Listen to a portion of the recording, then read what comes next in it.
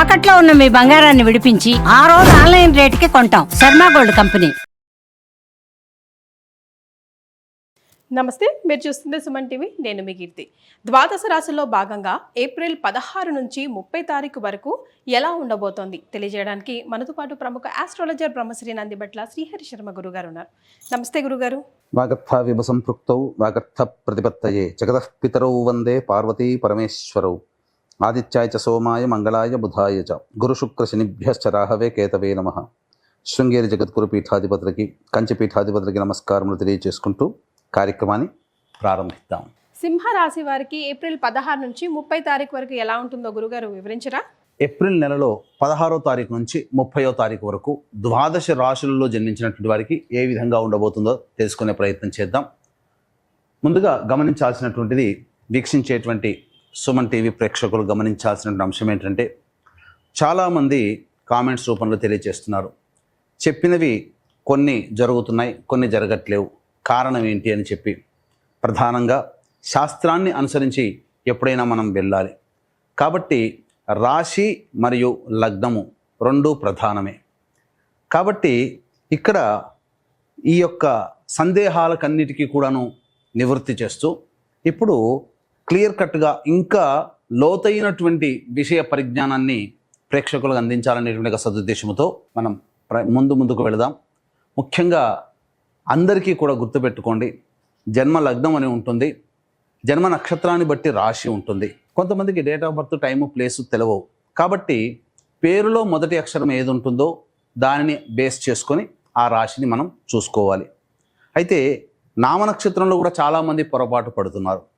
కాబట్టి ఇక్కడ వాటికి సంబంధించినటువంటిది, ఉదాహరణకి శ్రీనివాస్ అనే పేరుందనుకోండి, ఏం చూస్తున్నారు? కుంభరాశి చూస్తున్నారు, కాదు, తులారాశి చూసుకోవాలి. ఇలా కాబట్టి ఎవరైనా కానీ జన్మించిన లగ్నాన్ని ఆధారంగా చేసుకొని మొట్టమొదటిగా మనం చూసుకోవాలి.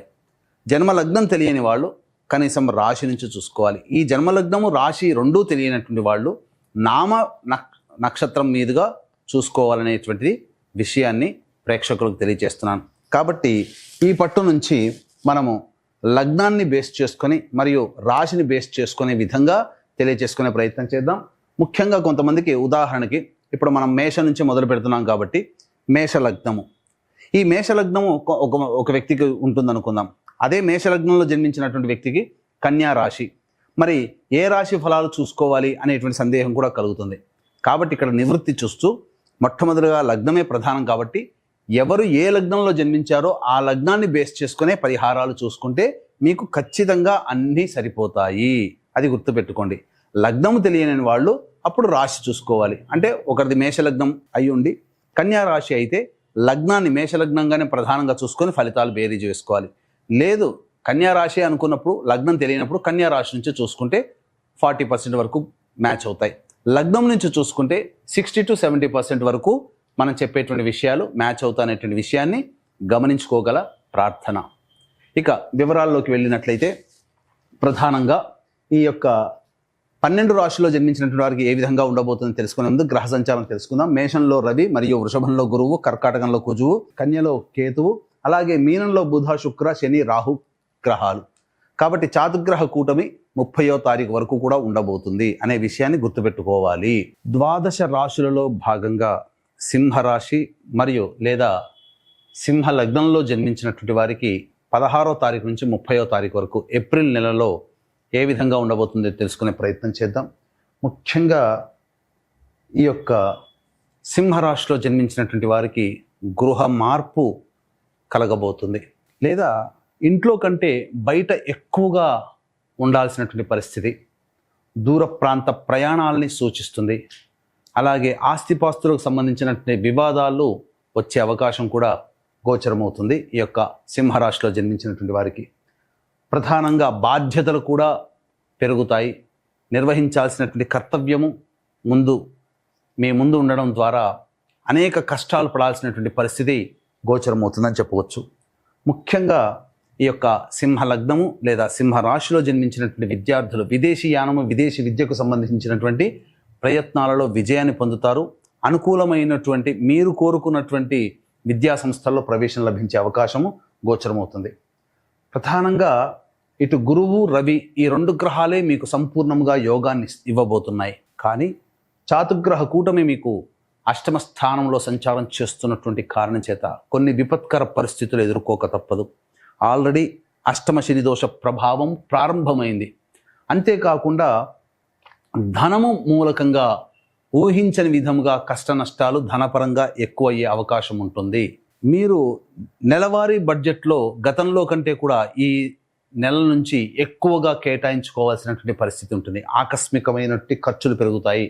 కుటుంబ పరముగా కాస్త ఏకాకిగా మారే అవకాశం ఉంటుంది. కుటుంబ సభ్యులందరూ ఒకవైపు మీరు ఒకవైపు ఉన్నట్టుగా ఉంటుంది.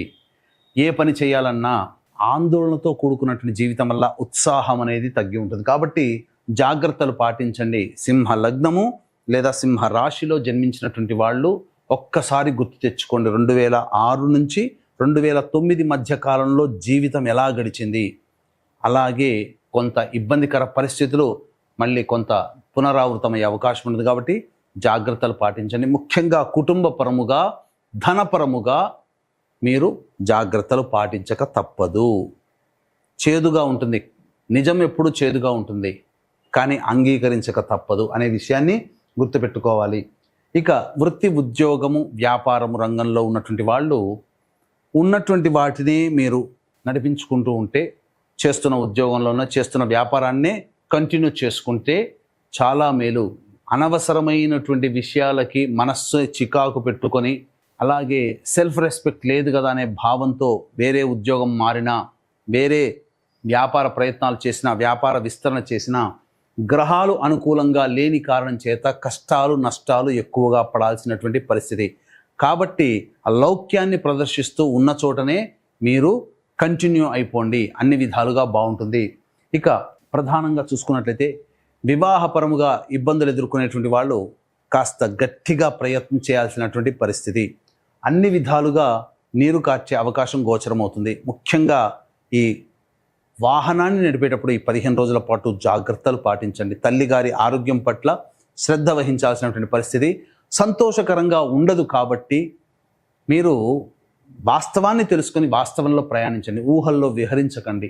ఎవరు చెప్పినా నమ్మకండి. జీవితం ఈ సింహ లగ్నము లేదా సింహ రాశిలో జన్మించినటువంటి వారికి కాస్త ఇబ్బందికరంగా ఉంటుంది, అంగీకరించక తప్పదు. ఇంత విధాలుగా ఉన్న దైవానుగ్రహం తోడైతే సలసల భగభగమా మండేటువంటి ఎండలో ఉన్న వాడికి చల్లటి గాలి తగిలితే ఎంత హాయిగా ఉంటుందో, దైవానుగ్రహాన్ని తోడైతే ఈ సింహరాశి మరియు సింహ లగ్నంలో జన్మించినటువంటి వారికి అంత ప్రశాంతత కలుగుతుంది. కాబట్టి ఇట్టి దైవానుగ్రహం అందరికీ అందించాలనేటువంటి ఒక సదుద్దేశంతో కాశీ విశ్వేశ్వరుని యొక్క ఆజ్ఞ మేర 18వ తారీఖు రోజున కాశీ క్షేత్రములో మీ యొక్క సంకల్పం నెరవేరాలి. కాబట్టి సంకల్ప సిద్ధి హోమాలు మరియు ఈ సంవత్సరం విశ్వావసునామ సంవత్సరం పాటు మొత్తం 12 నెలల పాటు మీ యొక్క జాతకరీత్యా ఉన్నటువంటి దోషాలు తొలగిపోవాలనే ఉద్దేశంతో సర్వదోష నివారణ పూజలు హోమాలు అనేటివి ఏప్రిల్ 18వ తారీఖు రోజున కాశీ క్షేత్రంలో ప్రారంభం చేయడం జరుగుతుంది. అవకాశం ఉంటే సంవత్సరం పాటు జరిగేటువంటి కార్యక్రమంలో నమోదు చేసుకునే ప్రయత్నం చేయండి. అన్ని విధాలుగా ఆనందదాయకంగా ఉంటారని చెప్పవచ్చు. ఇక ఆలస్యం చేయకుండా 16వ తారీఖు నుంచి 30వ తారీఖు వరకు సింహ లగ్నము లేదా సింహరాశిలో జన్మించినటువంటి వారికి ఏ విధంగా ఉండబోతుందో తెలుసుకుందాం. ఇక 16, 17, 18 ఈ తేదీల్లో మీరు ప్రధానంగా గృహంలో కంటే బయట ఎక్కువగా ఉంటారు. గృహపరంగా సమస్యలు చికాకులు ఉంటాయి. వాహనాన్ని నడిపేటప్పుడు జాగ్రత్తలు పాటించాలి. గృహోపకరణాలకి వాహన మరమ్మతులకి ఖర్చులు అధికంగా అవుతాయి. అలాగే తల్లిగారి ఆరోగ్యం పట్ల శ్రద్ధ వహించాలి. కాస్త చికాకుతో కూడుకున్నటువంటిది పరిస్థితి ఉంటుందని చెప్పవచ్చు. ఇక 19, 20వ తారీఖుల్లో మీ ఆరోగ్యం పట్ల శ్రద్ధ వహించాలి. అనారోగ్యం చేసే అవకాశం ఉంటుంది. కాబట్టి తీసుకునే ఫుడ్ కానీ లేదా ఇతరత్ర వ్యవహారాల్లో మీరు జాగ్రత్త పాటించండి. 22, 21 తారీఖుల్లో 23, 24 ఈ 4 రోజుల్లో ఆనందకరమైనటువంటి జీవితాన్ని పొందుతారు. గతంలో ఉన్నటువంటి సమస్యల నుంచి కాస్త ప్రశాంతతని పొందుతారు. ధనపరమైనటువంటి సమస్యల్ని తీర్చుకుంటారు. రాని బాకీలు వసూలవుతాయి. సంతోషముగా జీవిత భాగస్వామితో వ్యాపార భాగస్వామితో ఉంటారు. అలాగే కోల్పోయినటువంటి ప్రేమ ఆప్యాయతల్ని తిరిగి కుటుంబ సభ్యులతో పొందుతారని చెప్పవచ్చు. ఇక 25, 26 ఇది అత్యంత కీలకమైనటువంటి సమయం. మనిషికి అత్యాశ గురి చేసేటువంటి ప్రకటనలు మిమ్మల్ని వశపరుచుకుంటాయి. తద్వారా ధన నష్టం చేకూరుతుంది లేదా ఇచ్చినటువంటి సొమ్ము తిరిగి రాదు. అన్ని విధాలుగా ధనపరమైనటువంటి సమస్యల్ని 25, 26 తారీఖుల్లో పొందుతారు. కాబట్టి జాగ్రత్తలు పాటించండి. మానసికమైనటువంటి ఆందోళన అధికంగా ఉంటుంది. కుటుంబ సభ్యులతో ఈ యొక్క 2 రోజుల పాటు మౌనాన్ని ఆశ్రయించండి, చాలా సమస్యలు తగ్గుతాయి. ఇక 27, 28 తారీఖుల్లో ప్రధానంగా చూసుకున్నట్లయితే గతంలో ఎప్పుడో చేస్తున్నటువంటి ఉద్యోగంలో ఉన్నటువంటి తప్పులు బయటపడే అవకాశం గోచరమవుతుంది. ప్రభుత్వ రంగంలో ఉన్నటువంటి వాళ్ళు జాగ్రత్తలు పాటించాలి. అలాగే సంతానం మూలకంగా ఖర్చులు, సమస్యలు పెరుగుతాయి, విభేదాలు కూడా పెరుగుతాయని చెప్పొచ్చు.